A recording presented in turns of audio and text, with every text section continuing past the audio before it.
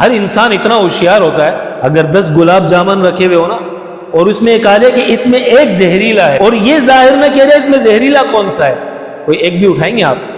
کوئی ایک اٹھائے گا؟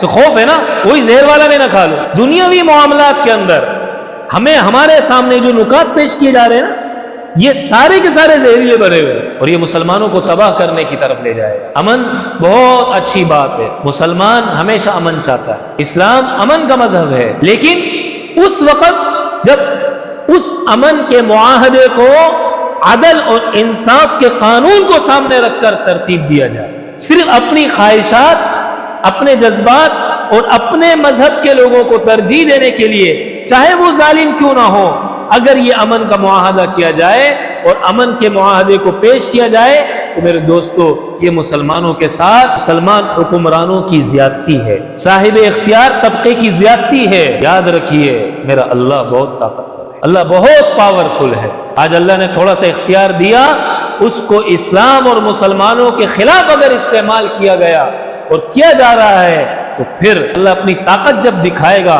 پھر اس وقت وہی لوگ جو ایک وقت آتا ہے بادشاہت کے نشے میں آ کر، سیٹ کے نشے میں آ کر، اپنی کرسی پہ بیٹھنے کے بعد دنیا کو کچھ سمجھتے ہی نہیں ہیں، پھر رات آتی ہے اور جب دن آتا ہے تو وہ جیلوں کی سلاخوں کے پیچھے ہوتے ہیں۔ کون سی طاقت ہے اس کے پیچھے؟